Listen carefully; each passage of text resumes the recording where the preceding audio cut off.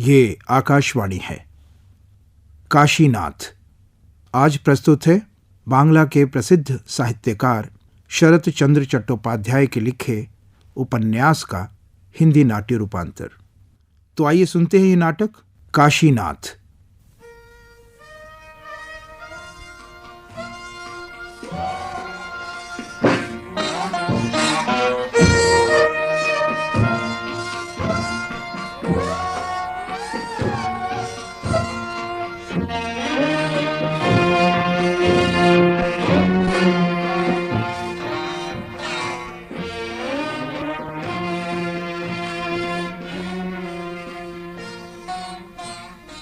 दीवान जी, ध्यान रखिएगा, काश की जरा सी भी जमीन खाली ना रहे। जी सरकार। सारे खेतों में बुवाई करवा दीजिए और बीज।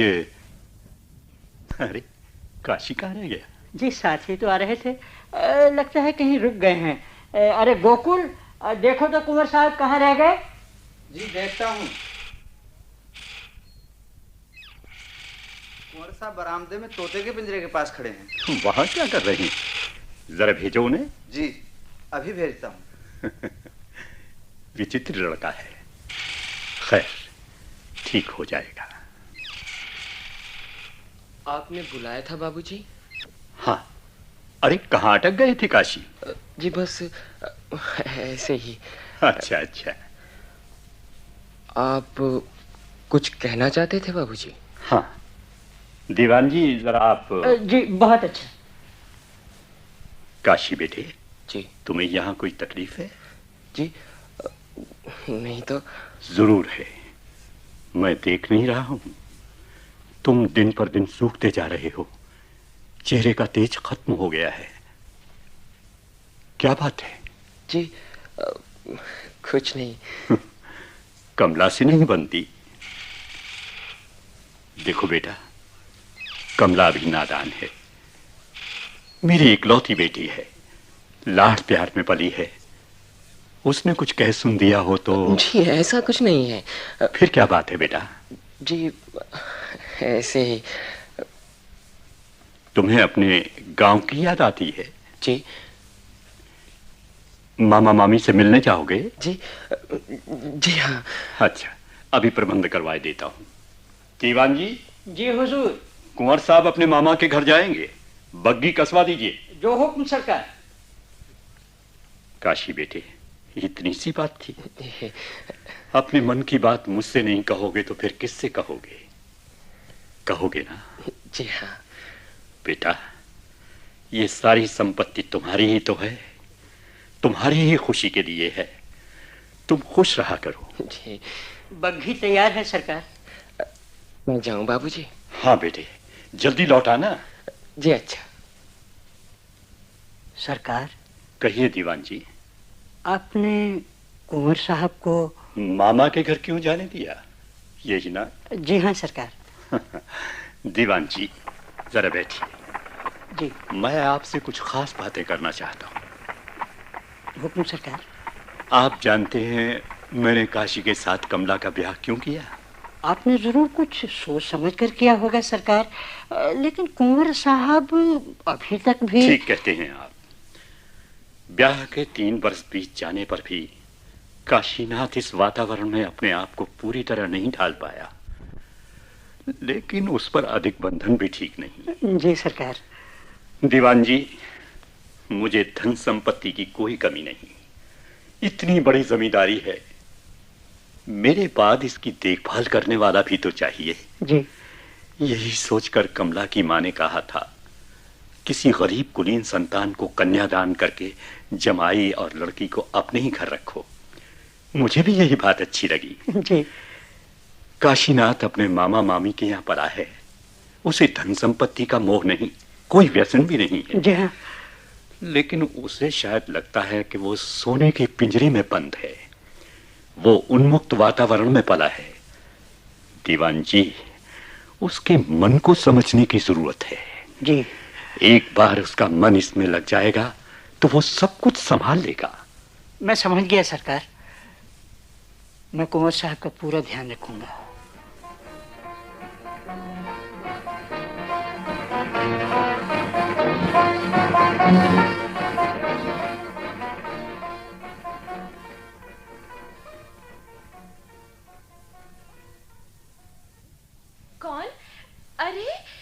काशी भैया आए हैं। आज कैसे याद आ गई हमारी। अरे भैया, अब तो आप इतने बड़े जमींदार के जमाई हो गए हैं। काशी भैया। हाँ बिंदु। बीमार थे क्या? नहीं तो बहन। तो फिर ये? कुछ नहीं बहन, ठीक तो हूँ। काशी भैया देखो ना, यहाँ आए मुझे महीना भर हो गया, तुम एक दिन देखने तक भी नहीं आए। वो आ नहीं सका बिंदु मैं। क्यों? आ क्यों नहीं सके?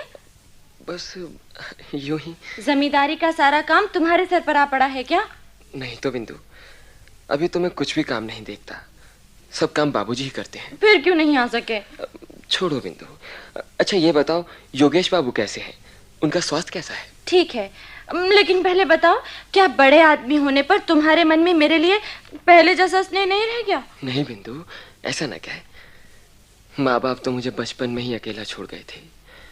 मामा मामी ने पाला नहीं होता तो क्या मैं जिंदा रहता? क्या क्या ये सब मैं भूल सकता हूँ बिंदु? कुछ नहीं भैया, बताओ ना, मुझसे मिलने क्यों नहीं आए?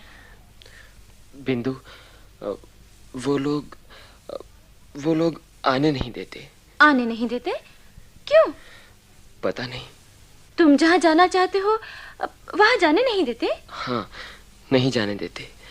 मैं कहीं जाऊं तो उससे ससुर जी का अपमान होता है। अपमान होता है? कैसे? मालूम नहीं। पर अब भैया, तुमने अपनी बहू नहीं दिखाई, कैसी है बहू? अच्छी है, रूपवती, गुणवती और जाकर देखा ना। सच भैया? अभी चलो? चलो ना, मामा मामी से पूछ लो। वो मना थोड़े ही करेंगे। भैया, मैं कपड़े बदल कर आती हूँ। अच्छा बिंदु, जरा जल्दी करना। अच्छा भैया, बस अभी आई। कौन? ओह, काशी, जमींदार साहब के कुंवर साहब। प्रणाम हरे भैया, कैसे हो? अच्छा हूँ। आप यहाँ क्यों बैठे हैं? अंदर चलिए ना। नहीं नहीं, ठीक तो हूँ। बहुत दिनों बाद आए।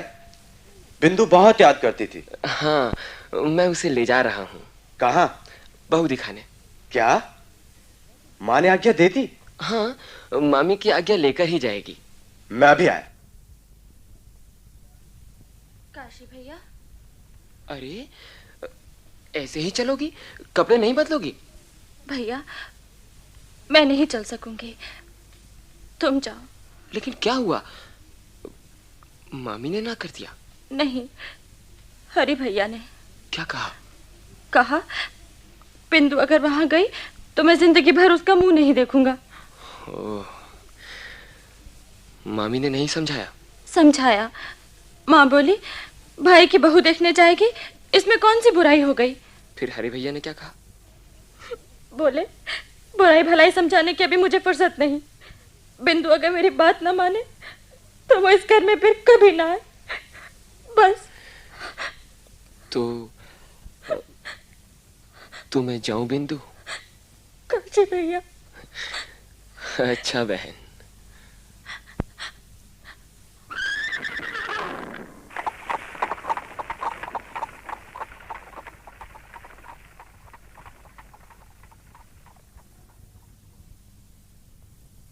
कौन? कमला? हाँ। बैठो। अरे, किताब बंद कर दी? हाँ, कुछ बातचीत करो ना, पढ़ते तो रोज ही हो, एक दिन नहीं पढ़ोगे तो कोई हर्ज नहीं होगा। इसीलिए किताब बंद कर दी है?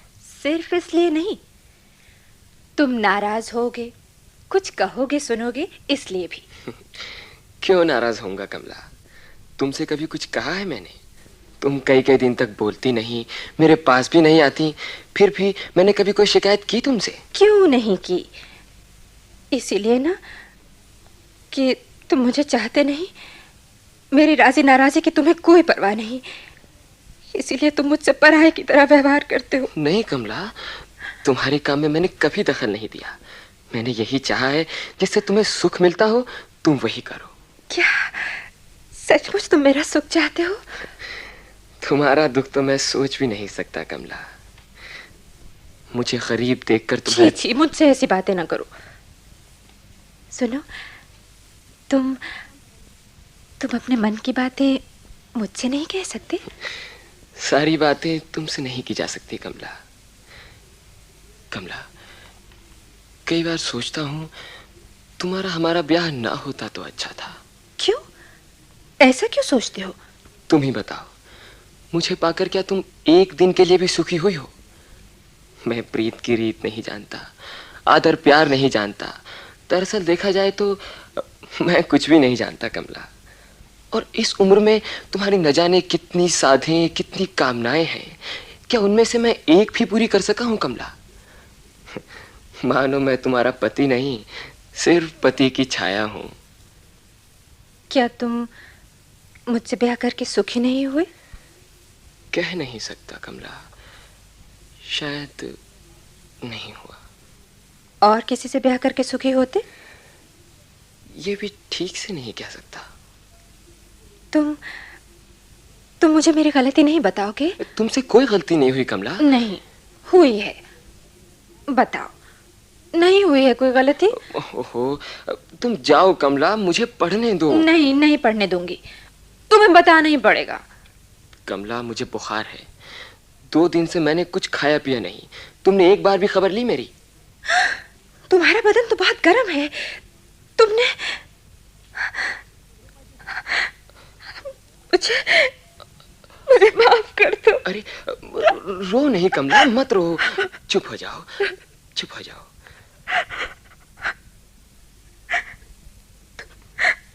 तुम मेरे दोष भूलकर और मुझे फिर अपना लो। तुम अपना सारा भार मुझे अपने ऊपर ले लेने दो। मैं तो भार दे सकता हूँ कमला, पर क्या तुम उसे संभाल सकोगी? हाँ, संभाल लूंगी। देखता हूँ। बस अब मुझे कभी पराया न समझना। मेरी कोई बात तुम्हें अच्छी न लगे तो डांटना, लेकिन मुझसे दूर न जाना। मैं तुमसे कभी दूर नहीं गया कमला, लेकिन तुमने मुझे समझा ही नहीं। शायद आगे भी हमेशा ठीक ठीक नहीं समझ सको। नहीं नहीं नहीं, ऐसा मत कहो, मैं समझ गई।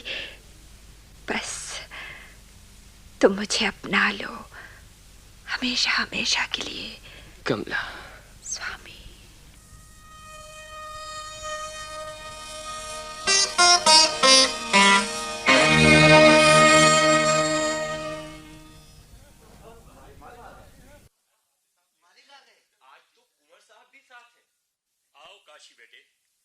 यहाँ बैठो। जी। दीवान जी। हुक्म सरकार। आज से कचहरी का काम कुंवर साहब भी देखेंगे। लेन देन की सब बातें इनसे पूछ कर किया करो। जो हुक्म सरकार। लीजिए छोटे सरकार, ये 5,711 रुपए 3 आने लगान वसूली के। यहाँ दस्तखत कर दें। लाइए दीवान जी।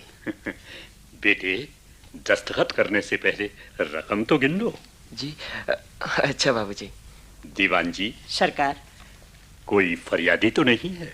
ये क्षेत्रपाल वाली जमीन का मामला है। अच्छा, ये तो उस बूढ़े ब्राह्मण के पास है ना, जिस पर अब वो खेती कर रहा है? हाँ सरकार, उसका नाम है फटिक बंदोपाध्याय। पहले ये जमीन पथरीली थी काशी बेटे। जी। इस ब्राह्मण ने बड़ी मेहनत से उसे खेती के लायक बनाया, इसलिए जमीन हम उसे दे चुके हैं। अच्छा बाबूजी।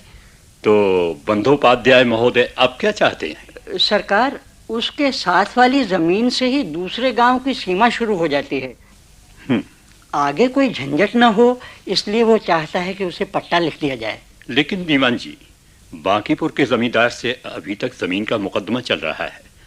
जब तक अदालत कोई फैसला नहीं कर देती, तब तक उसे लिखकर कैसे दिया जा सकता है? जी सरकार, दुरुस्त फरमा रहे हैं आप। फटिक महोदय को समझा दीजिए, मुकदमे का फैसला हमारे हक में होने पर हम उन्हें पट्टा दे देंगे। बहुत अच्छा सरकार। और कोई बात? बस सरकार। अच्छा, खजांची को ये रुपए जमा करवा दीजिए। जो हुक्म सरकार। काशी बेटा। जी बाबूजी। बेटा, अब मैं बूढ़ा हो गया, क्या पता कब चल बसूं। ये सारी जमीन जायदाद तुम्हीं को तो संभालनी है बेटा। जितने दिन जीऊं मेरे सामने ही तुम समझ बूझ लो, नहीं तो कुछ बचेगा नहीं। ठीक है बाबूजी, मैं सब काम समझने की कोशिश करूंगा। अच्छा।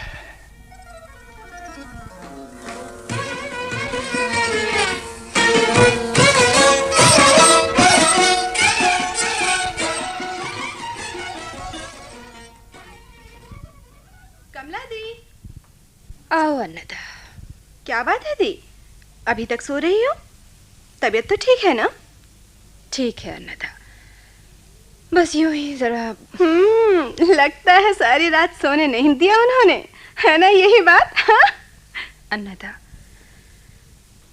ऐसे मेरे भाग का। लेकिन दी, तुमने तो बताया था कि अब सब ठीक हो गया है। हाँ, कुछ दिन ठीक चला, लेकिन 4-5 दिन के बाद कुछ कहा सुनी हो गई क्या? नहीं री, कहा सुनी होती तो मुझे बुरा ना लगता। उनके मन की बात तो जान लेती।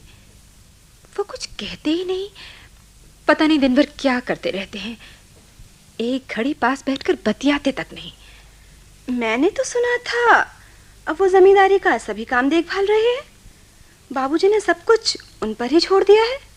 ये तो ठीक है अन्नदा, लेकिन इस कारण तो वो मुझसे और दूर चले गए हैं। कई कई दिनों तक मुझसे बात तक नहीं होती। क्या बात है, तुम उन्हें सुहाती नहीं? शायद यही बात है अन्नदा, पर ये भी मैं ठीक ठीक नहीं कह सकती। उन्हें खबर हो जाए मेरे सर में मामूली सा भी दर्द है तो घंटों सिरहाने बैठे रहते हैं। अपना खाना पीना तक भूल जाते हैं, अपने हाथ से दबा देते हैं। इतना ख्याल रखते हैं कि लगता है पति का इतना प्यार शायद ही किसी स्त्री को मिला हो। फिर तुम ऐसा क्यों महसूस करती हो कि वो तुम्हारी परवाह नहीं करते? समझ में नहीं आता अन्नदा। उनका प्यार भी ऐसा है कि था नहीं मिलती, और उपेक्षा भी ऐसी जैसे मैं उनकी कुछ भी नहीं लगती। कमला दी, ये अकारण तो नहीं हो सकता। जरूर इसका कोई कारण रहा होगा। कोई कारण नहीं है अन्नदा। मैंने 1,00,000 बार सोचा है, 1000 बार उनसे पूछा है, विनती की है, लेकिन वो कुछ नहीं कहते। तुमने बाबूजी से इस बारे में कुछ कहा? बाबूजी कहते हैं उनका स्वभाव ही ऐसा है, कुछ दिनों में अपने आप ठीक हो जाएंगे। लेकिन अन्नदा, कई बार लगता है जैसे बाबूजी ने मुझे किसी जानवर के हाथों सौंप दिया है। क्या कह रही हो कमला दी? ठीक ही तो कह रही हूँ। ऐसी बात नहीं है दी, लगता है कुछ सनकी है। क्या मतलब? इनके पिता भी पागल थे ना, इसीलिए कुछ पागलपन का छींटा इन पर भी पड़ गया है। पिता के पागल होने पर बेटा भी पागल नहीं हो जाता? ये पागल बिल्कुल नहीं है, मुझे जानबूझकर सताते हैं। जानबूझकर? हाँ, ये मैं अच्छी तरह जानती हूँ। दी, कहीं ऐसा तो नहीं कि अचानक इतनी बड़ी संपत्ति का मालिक होने से? लेकिन इन्हें तो कोई व्यसन नहीं है। संपत्ति का मोह इन्हें अंधा नहीं कर सकता। दी, तुम बहुत भोली हो। जरूर यही बात है, जमींदारी का सभी काम देखने भालने लगे हैं। अब भला तुम्हारी क्यों परवाह करेंगे? तो इसीलिए ये मुझे पांव की जूती समझने लगे हैं। नहीं, मैं ऐसा नहीं होने दूंगी। मैं ऐसा कभी नहीं होने दूंगी।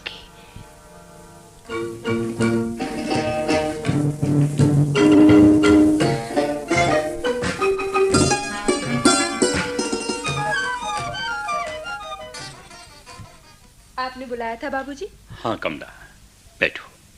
जी बाबूजी। बेटी, अब मैं बूढ़ा हो गया हूँ, कामकाज संभालते नहीं बनता, इसीलिए काशीनाथ को जमींदारी का सारा भार सौंप दिया है। कहीं उसे असुविधा होती है तो सलाह दे देता हूँ। मुझे लगता है अब वो कामकाज समझने लगा है। मेरी आधी चिंता दूर हो गई, आधी अभी भी रह गई है। मैं उससे भी मुक्त होना चाहता हूँ बेटी। मैं समझी नहीं बाबूजी। मैं जानता हूँ कमला, काशीनाथ तुम्हें पूरी तरह से नहीं बाबूजी, सब ठीक है। आप इस बात से यूं ही परेशान हो रहे हैं। तुम बहुत गुणवती हो बेटी। खैर, मैंने वसीयतनामा लिखवाया है, दस्तखत करने से पहले तुम्हारी स्वीकृति ले लेना चाहता हूँ। मैं अपनी स्थावर और संपूर्ण संपत्ति का आधा हिस्सा अपने दामाद काशीनाथ को और आधा हिस्सा पुत्री कमला देवी को दिए जाता हूं। क्यों बेटी, ठीक हुआ ना? तुझे पसंद नहीं आया? कुछ कहना है? हाँ बाबूजी, क्या? सब संपत्ति मेरे ही नाम लिख दीजिए। सो क्यों बिटिया? कमला, तुम मेरी इकलौती संतान हो। मैं तुम्हारा जी नहीं दुखाना चाहता। सारी संपत्ति मैं तुम्हें ही दे जाऊंगा, मगर ये काम अच्छा नहीं होगा बेटी।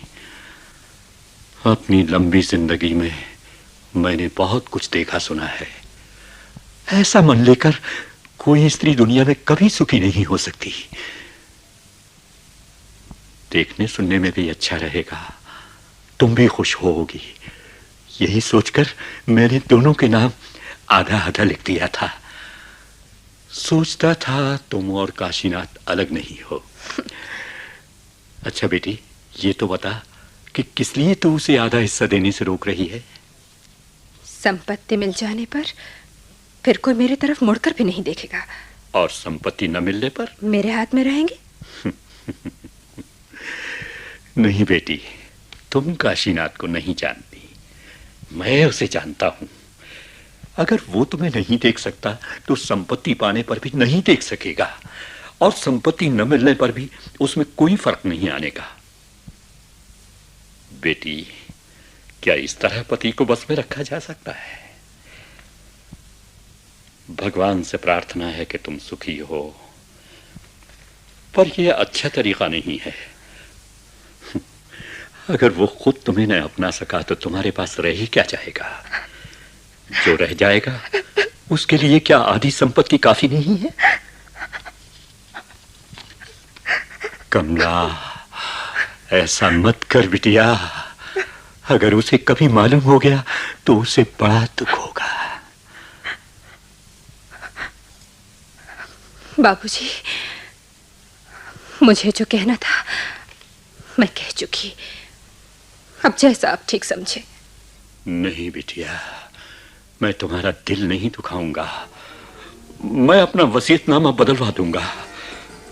काशीनाथ का नाम काटकर सारी संपत्ति तुम्हारे नाम कर दूंगा।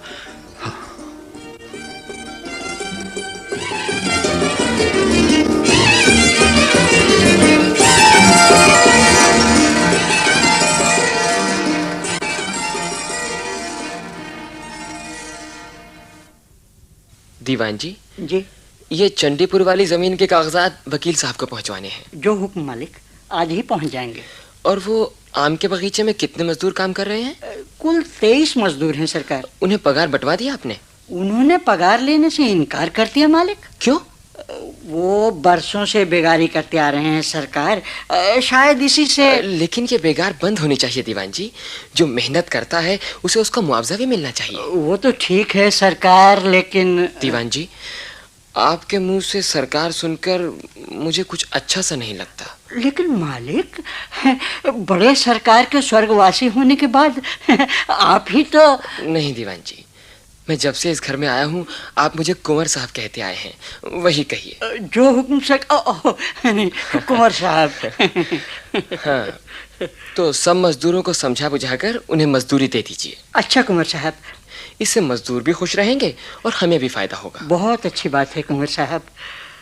बाबूजी के मन में भी कुछ ऐसी ही बात थी। एक बार उन्होंने मुझसे कहा भी था, लेकिन कुंवर साहब वो। हाँ, कहिए दीवान जी, आप चुप क्यों हो गए? कहते हुए कुछ संकोच होता है। कोई न कहने वाली बात है? नहीं, ऐसा तो नहीं। तो फिर कहिए।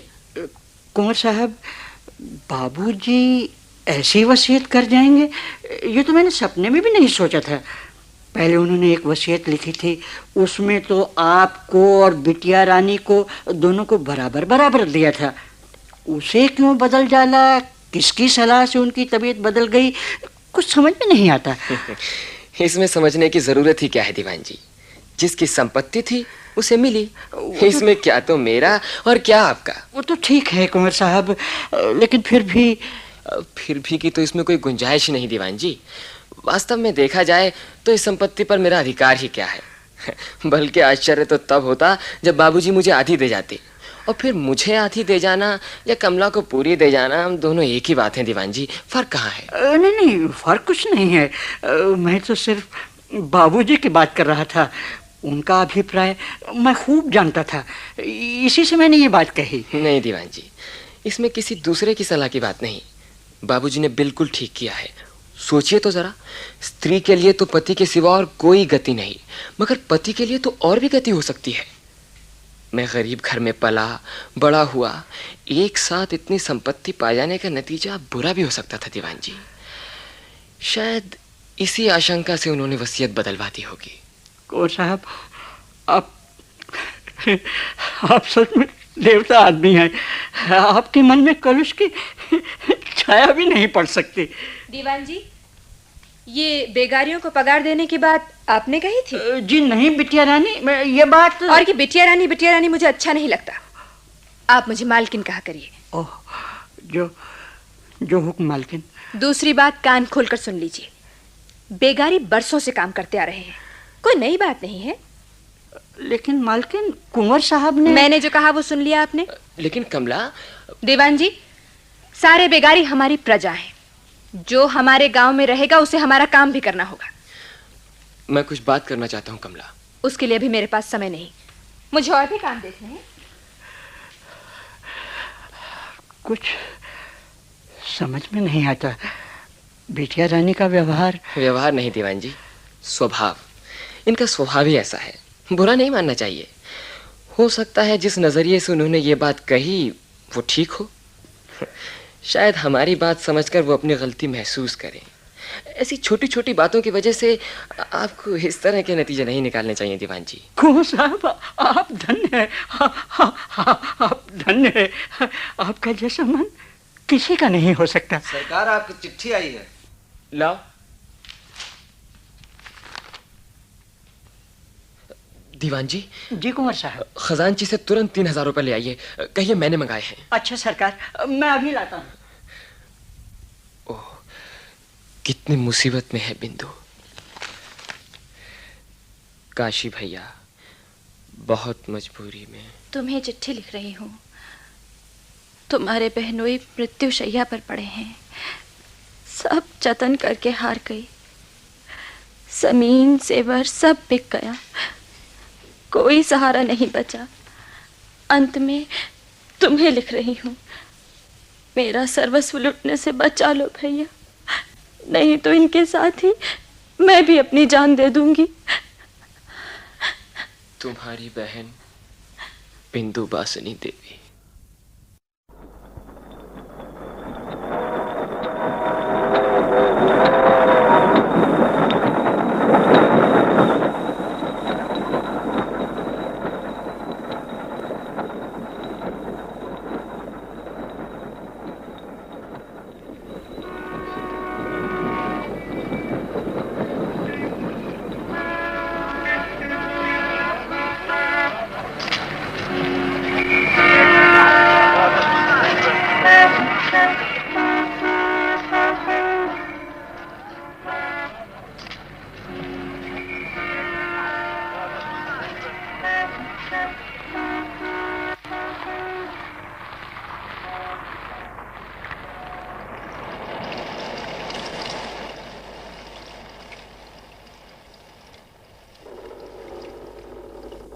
कौन?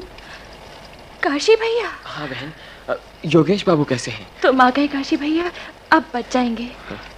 2 दिन से होश नहीं आया। अरे तुम तो सारे भीग गए हो, कहीं रुक जाते ना। अरे रुकने से ज्यादा नुकसान हो सकता था बिंदु, मेरे भीगने से इतना नहीं हुआ। काशी भैया, कपड़े तो बदल लो। क्या बीमारी बताई डॉक्टर ने? अलग अलग राय हैं डॉक्टरों की। तो निमोनिया का इलाज चल रहा है। कौन सी दवा दे रही हो? 3 घंटे के बाद से ये दवा दे रही हूँ। और खाने को? डॉक्टर ने फलों का रस बताया है, लेकिन हाँ, मेरे झोले में बेदाना और मौसमी रखी हैं, उनका रस निकाल लो। मैं किसी अच्छे डॉक्टर को बुलाने जाता हूँ। और सुनो, होश आए तो ये दवा दे देना गर्म पानी के साथ। काशी भैया। रो मत बहन, चुप हो जाओ, भगवान सब ठीक करेंगे। धीरज रखो, तुम रस निकालो, मैं अभी आता हूँ।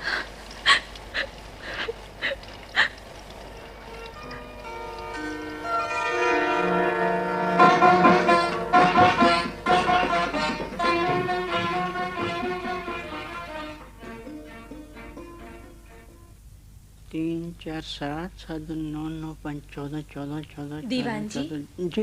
जी मालकिन। आज 3 दिन हो गए, उनका कुछ पता नहीं है। आपने खोज खबर नहीं ली? कुछ बताकर नहीं गए मालकिन। कोई चिट्ठी आई थी, मुझसे कहा खजांची से 3000 रुपया लिया। उन्होंने रुपया लिया और चुपचाप चल दिए। 3000 रुपया? हाँ मालकिन। लेकिन आपने मुझसे भी नहीं पूछा, अपनी मर्जी से दे दिए? जी मालकिन, वो कोई जरूरी काम आ पड़ा होगा मालकिन। ऐसा कोई जरूरी काम नहीं हो सकता जिसके बारे में मुझे बताने की जरूरत ही ना समझी जाए। अब आगे से रुपया पैसा देने से पहले मुझसे पूछ लिया करिए। क्या मालकिन, कुंवर साहब को भी? हाँ, ये रुपया इसलिए नहीं कि जिसका मन आए जहां चाहे उड़ाता फिरे। मेरी इजाजत के बगैर उन्हें रुपया न दिया जाए। माफ करें मालकिन, ये तो मुझसे नहीं हो सकेगा। मैं कुंवर साहब को कैसे मना कर सकता हूँ? तो फिर मुझे आपको ही मना करना होगा। जमींदारी का काम देखने के लिए मुझे नए मैनेजर की जरूरत होगी। वकील साहब के पास खत पहुंचवा दीजिए, आज शाम ही मुझसे मिल लें। जैसे आपकी इच्छा मालकिन, लेकिन ये काम ठीक नहीं।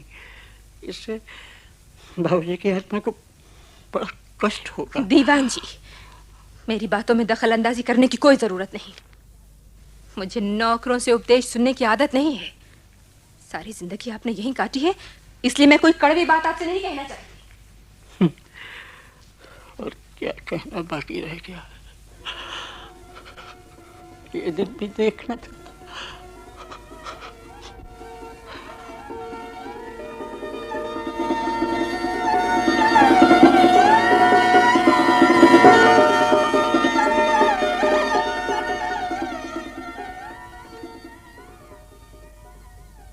बिंदु बहन। आए काशी भैया। बिंदु, डॉक्टरों का कहना है योगेश बाबू के लिए आबो हवा बदलना बहुत जरूरी है। तो भैया गांव चले? गांव? लेकिन वहाँ इलाज नहीं हो सकेगा, पूरी दवाइयाँ भी नहीं मिलती बहन। तुम सारा सामान बांध लो, हमें आज ही वैद्यनाथ जाना होगा। वैद्यनाथ? काशी भैया, वहाँ तो बहुत रुपया खर्च हो जाएगा। उसका इंतजाम मैं करके आया हूँ बहन, तुम किसी बात की चिंता न करो। लेकिन भैया, वैद्यनाथ की बजाय अगर हम... बिंदु, ये बहुत नाजुक वक्त है, ऐसे मौकों पर रुपया नहीं देखा जाता। मैं जैसा कहता हूँ करो। तो ज्यादा सामान लेने की क्या जरूरत है? नहीं, हमें वहाँ 2-3 महीने रहना पड़ सकता है, इसलिए जरूरत का सभी सामान ले चलना ठीक है। ठीक है काशी भैया। अच्छा, तुम तैयारी करो, मैं अभी आता हूँ। अच्छा।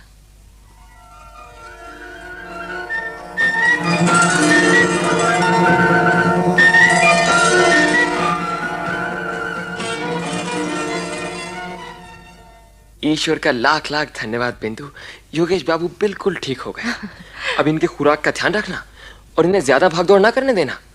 अब चिंता की कोई बात नहीं। काशी भैया, तुमने इन्हें बचा लिया, वरना भगवान जाने क्या होता। ये सब छोड़ो बहन, अब तुम कलकत्ते जाने की तैयारी करो। मैं भी गांव लौटूंगा, बहुत दिन हो गए गांव छोड़े हुए। हाँ काशी भैया, अब तुम्हें जाना चाहिए। मैं भी कितनी स्वार्थी हूँ काशी भैया, अपने काम के लिए तुम्हें इतने दिनों तक भाभी से अलग रखा। ना, ये सब ना कहो बहन, ये काम मेरा ही तो था। हाँ, एक छोटी सी बात कहनी थी। तुम्हें कभी भी रुपए की जरूरत पड़े तो मुझे लिख भेजना, इतना सा भी संकोच ना करना, तुम्हें मेरी शपथ। कैसी बातें कर रहे हो काशी भैया, तुमसे कैसा संकोच? तुम्हारे अलावा मेरा और है ही कौन? तो वचन देती हो ना? हाँ काशी भैया, वचन देती हूँ। बिंदु। काशी भैया।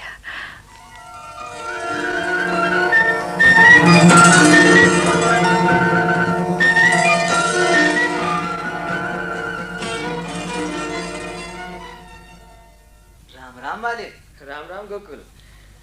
दीवान जी। अरे राम राम मालिक, राम राम। पूरे 3 महीने बाद सरकार वापस आए हैं। अच्छे हैं सरकार? नहीं, कुंवर साहब। हाँ दीवान जी, अच्छा हूँ, आप ठीक हैं? हाँ कुंवर साहब, आप अच्छे हैं तो हम सभी अच्छे हैं। किसी जरूरी काम से गए थे मालिक? हाँ दीवान जी, बहुत जरूरी काम था, मेरे न जाने से अनर्थ हो जाता। ओह, अब ठीक हो गए मालिक? हाँ, अब सब ठीक हो गया, अब मुझे जाने की जरूरत नहीं पड़ेगी। बैठिए दीवान जी। दीवान जी, आप कौन हैं? क्या किसी काम से आए हैं? यही मेरा सवाल है। क्या आप यहाँ किसी काम से आए हैं? नहीं नहीं, काम कुछ नहीं, सिर्फ कामकाज देखने आया हूँ। विजय बाबू, आप हमारे जमाई साहब हैं। अच्छा अच्छा, माफ कीजिए, मैंने पहले आपको कभी देखा नहीं, इसीलिए। नहीं नहीं, कोई बात नहीं। मैनेजर साहब, आपको मालकिन भीतर बुला रही हैं। अच्छा गोकुल, माफ कीजिए, मैं अभी आया। कोई बात नहीं। दीवान जी, जी, ये कौन है? नए मैनेजर विजय किशोर दास बीए, कलकत्ते से आए हैं। किसने रखा है इन्हें? और कौन रखेगा हुजूर। ओह, बहुत कुछ बदल गया है। और आप? बस कुंवर साहब, इस हवेली की जितनी चाकरी करनी थी कर ली। अब तो राम नाम लेने के दिन हैं, सो ले रहे हैं। तो सारा काम विजय बाबू ही देखते हैं? जी हाँ कुंवर साहब, मालकिन की मर्जी के मुताबिक वही सब काम करते हैं। ठीक है।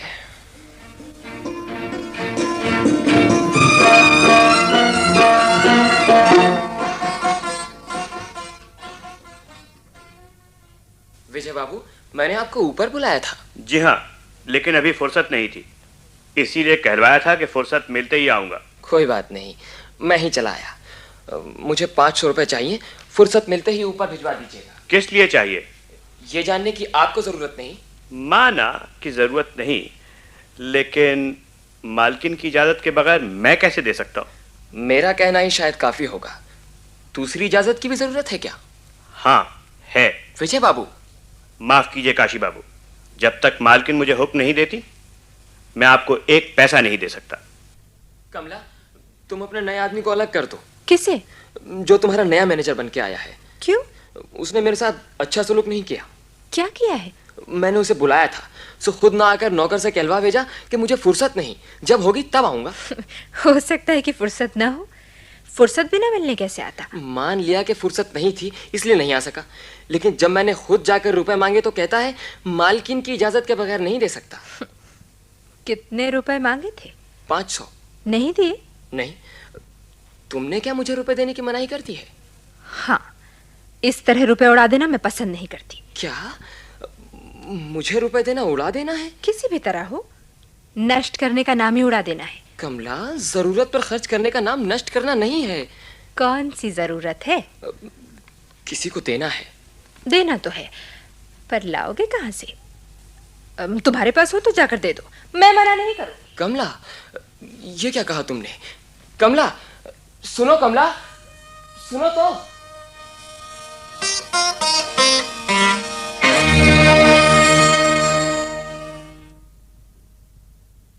दीवान जी। हुजूर। ये लीजिए घड़ी,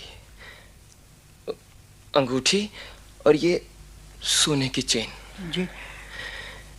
इन्हें बाजार में बेच दीजिए। जितने रुपए मिले उन्हें श्रीमती बिंदु वासिनी देवी के नाम इस पते पर कलकत्ते मनी ऑर्डर करा दीजिए। जो हुक्म मालिक, अभी जाता हूं। बिंदु बहन, अब और मत मांगना। अब तुम्हारे काशी भैया के पास कुछ भी नहीं रहा, कुछ भी नहीं।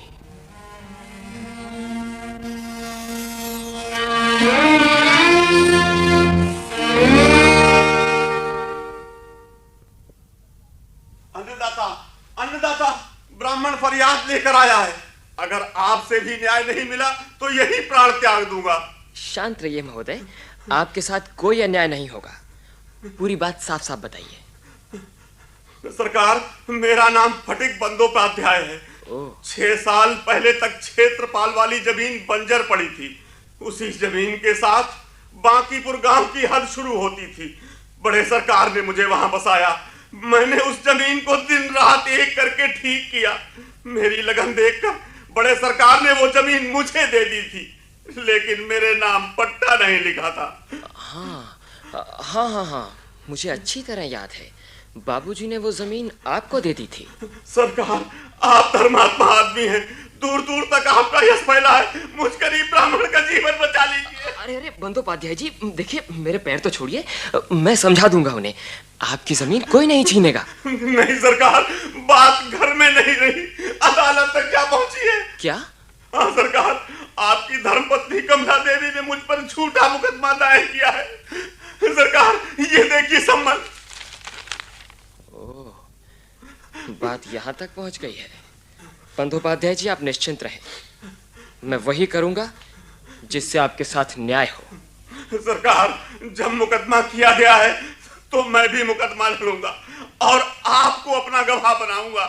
मैं गरीब आदमी हूँ, आपके साथ लड़ना मुझे शोभा नहीं देता, लेकिन जमीन छिन जाने पर तो मैं भिखारी हो जाऊंगा। आप विश्वास रखिए बंदोपाध्याय जी, मैं आपका अनिष्ट नहीं होने दूंगा। बस सरकार, आप ही का आसरा है।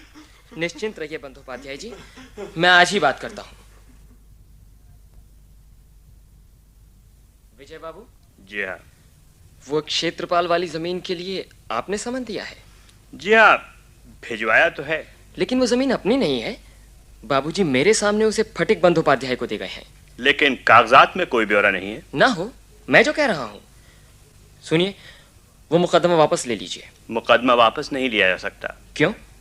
मालकिन का हुक्म है। मालकिन ने क्या दूसरों की चीज छीन लेना सिखाया है? वो हम लोगों की जमीन है। नहीं, वो हमारी जमीन नहीं है। मैं आपसे कोई बहस नहीं करना चाहता, मैं तो सिर्फ नौकर हूं। जैसी आज्ञा हुई है वैसा ही किया है और करूंगा। विजय बाबू अपने काम को समझते हैं, उनके काम में दखल देने की जरूरत नहीं है। ठीक है कमला, मैं ये अन्याय नहीं होने दूंगा। अगर जरूरत हुई तो मैं अदालत में बंदोपाध्याय जी की तरफ से गवाही दूंगा।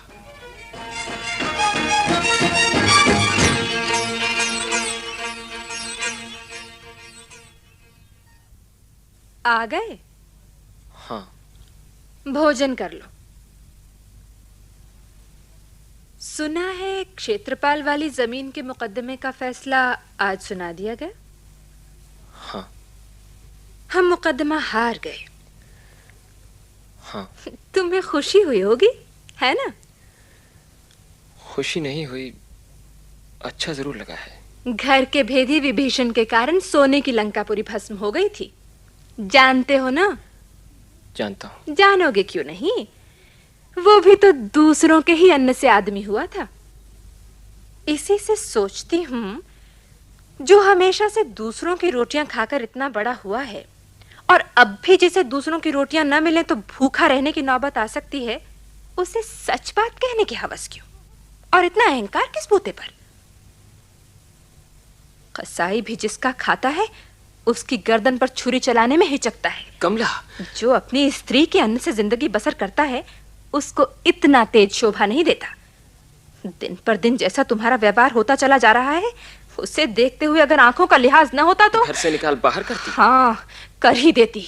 कमला, मैं पहले कभी तुम पर गुस्सा नहीं हुआ, कभी मैंने तुमसे कोई कड़वी बात नहीं कही, मगर तुमने आज जो बात कही, इससे पहले ऐसी बात शायद किसी ने मुझसे नहीं कही। आज से मैं अब तुम्हारी रोटी नहीं खाऊंगा। देखो इससे अगर तुम सुखी हो सको तो। अगर सत्यवादी हो, अगर आदमी हो तो अपनी प्रतिज्ञा पूरी करना। जरूर करूंगा कमला, पर तुमने जो बात कही वो तुम्हारी ही चिरशत्रु होकर रहेगी। मैंने तो तुम्हें क्षमा कर दिया कमला, पर ईश्वर क्या तुम्हें क्षमा करेंगे? तुम्हारे शाप से मेरा कुछ नहीं बिगड़ेगा। ऐसा ही हो। भगवान जानते हैं कमला, मैंने तुम्हें शाप नहीं दिया, बल्कि आशीर्वाद देता हूं। धर्म में मति रखती हुई तुम सुखी रहो।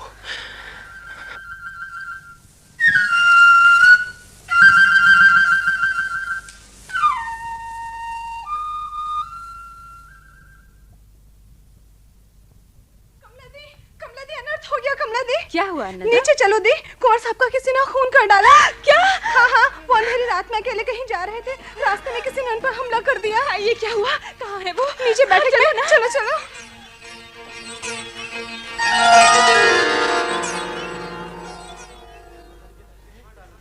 पूरी तरह लहूलुहान कर दिया। राम राम अनर्थ हो गया। ऐसे देवता पुरुष के ऊपर किस नीच का हाथ उठा? जरूर किसी ने दुश्मनी निकाली। मैं एक एक को देख लूंगा, फांसी पे चढ़वा दूंगा। कुछ कीजिए मैनेजर साहब। भगवान इनके प्राणों की रक्षा करे। हटो हटो हटो हटो, सब लोग बाहर आ जाओ, मालकिन आ रही हैं। क्या हुआ इन्हें? क्या हुआ? हटो। अरे मालकिन बेहोश हो गई। बेहोश हो गई। पानी लाओ, पानी लाओ।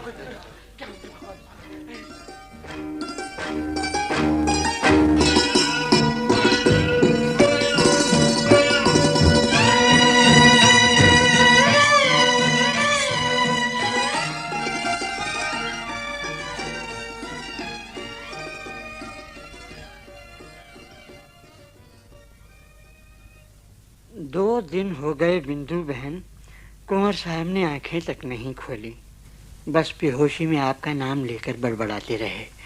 इसीलिए आपको तार देकर बुला लिया। आपने बहुत अच्छा किया दीवान जी, आपकी देखभाल से ही शायद काशी भैया बच जाएं।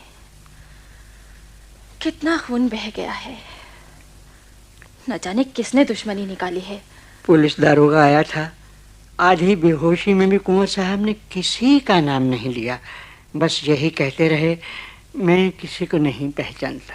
कमला भाभी भी तभी से बेहोश पड़ी हैं? हाँ, कुंवर साहब की हालत देखकर जोर से चीखी और बेहोश हो गई। बिंदु दी जल्दी आओ। क्या हुआ अन्नदा? कमला दी का सारा बदन अकड़ता जा रहा है, जल्दी चलो। दीवान जी आप काशी भैया के पास चलिए, मैं भाभी के पास से होकर अभी आती हूँ। जी अच्छा। अन्नदा इनकी हथेली और तलवों पर मालिश करो। अच्छा अभी करती हूँ।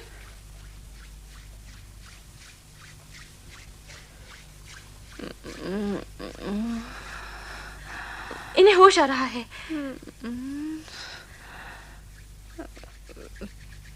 तुम कौन हो? मैं बिंदु वासिनी हूँ भाभी, तुम्हारे पति की बहन। बहन?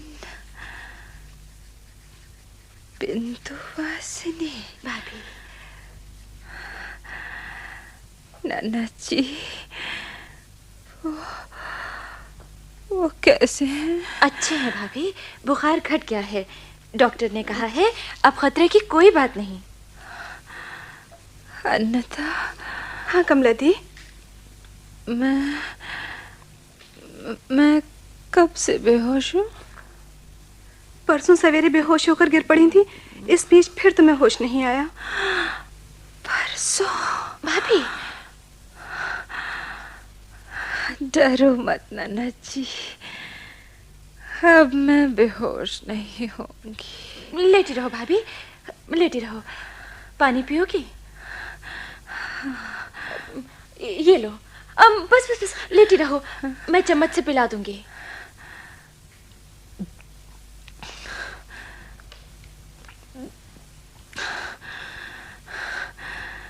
नाना जी आपने कितनी सेवा। कमला दी इन्होंने दोनों की बहुत सेवा की है, 2 दिन से ना कुछ खाया है ना आराम ही किया है।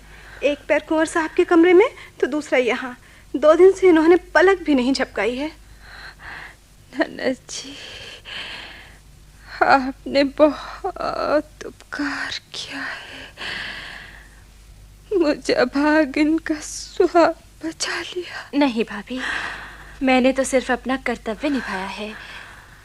तुम और भैया अच्छे हो जाओगे तो समझूंगी मेरा जीवन सफल हुआ। नन्ना जी उन्होंने मेरे बारे में कुछ पूछा था? हाँ भाभी, एक बार कहा था, बताओ कमला, ये तुमने तो नहीं किया?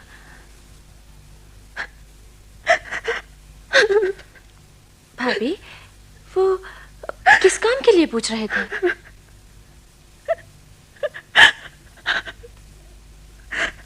मैं जानती हूँ नन्ना जी, मुझे उनके पास ले चलो। नहीं नहीं भाभी, अभी नहीं, डॉक्टर ने मना किया है, तुम्हारे जाने से हानि हो सकती है। नन्ना जी मुझे जाना ही होगा। भाभी होश आने पर वही सवाल वो फिर करेंगे, मुझे ही उसका जवाब देना होगा। चलो नन्ना जी। अन्नदा मुझे उनके पास ले चलो। चलो दे।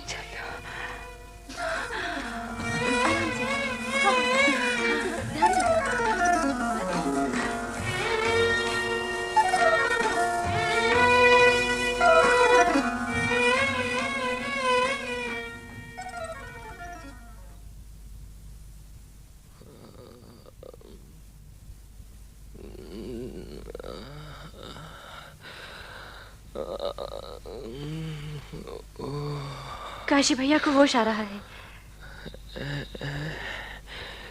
कौन? बिंदु? हाँ हाँ भैया, मैं। अरे ये पैरों पर कौन है? काशी भैया, भाभी है। कमला? कमला, तुम यहाँ क्यों आई? तुम्हें देखकर अपने को संभाल नहीं सकी काशी भैया, चक्कर खाकर गिर पड़ी है। ओह कमला, उठो उठो कमला। मैंने तो इन्हें आने के लिए मना किया था, लेकिन ये नहीं मानी। हाँ बहन, यहाँ नहीं आना ही इसके लिए अच्छा था। अच्छा तो था भैया, लेकिन ये हो कैसे सकता था। तुम अच्छे हो जाओ, पर भाभी की ये 2 दिन किस तरह बीते हैं ये मैं जानती हूँ या भगवान जानते हैं। शायद वो खुद भी नहीं जानते। हे भगवान, तू बड़ा दयालु है। कमला, कमला, हे कमला, उठो। तुमने मेरा जीवन बचा लिया कमला। भैया, तुम जो बात मुझसे पूछ रहे थे ना, भाभी उसका उत्तर देने तुम्हारे पास आई हैं। नहीं बिंदु, अब उसकी कोई जरूरत नहीं। इन 2 दिनों तक ये जो बेहोश पड़ी रही, उसी से मुझे जवाब मिल गया। कमला, कमला, ए कमला, उठो उठो कमला। अब मैं नहीं मर सकता कमला, नहीं मर सकता। स्वामी, मुझे क्षमा कर दो। उठो उठो कमला। मैंने ही नहीं, ईश्वर ने भी तुम्हें क्षमा कर दिया कमला। कमला ना, कमला ना।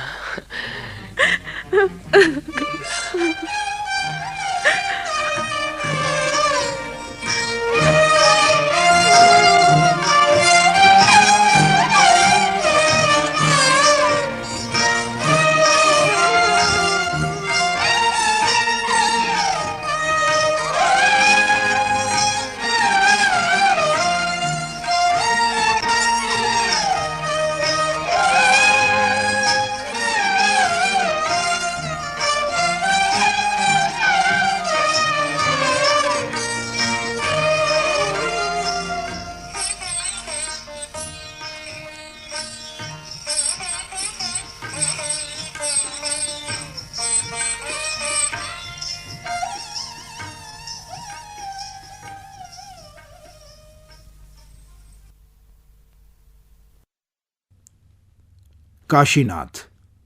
अभी आप बांग्ला के प्रसिद्ध साहित्यकार शरत चंद्र चट्टोपाध्याय के लिखे उपन्यास का हिंदी नाट्य रूपांतर सुन रहे थे। रूपांतरकार थे भारत रत्न भार्गव। प्रस्तुति सहयोग गोपाल सक्सेना का था और निर्देशक थे सत्येंद्र शरत। इस नाटक में भाग लेने वाले कलाकार थे वीणा होरा, सुचित्रा गुप्ता, सोमा गायकवाड़, B.R. नागर, H.K. पांडे, कृष्ण भूटानी, रमेश माथुर, S.P. शुक्ला, रामावतार शर्मा और नीरज शर्मा। इस नाटक के संबंध में आप अपनी प्रतिक्रिया cdu.air@gmail.com पर भेज सकते हैं।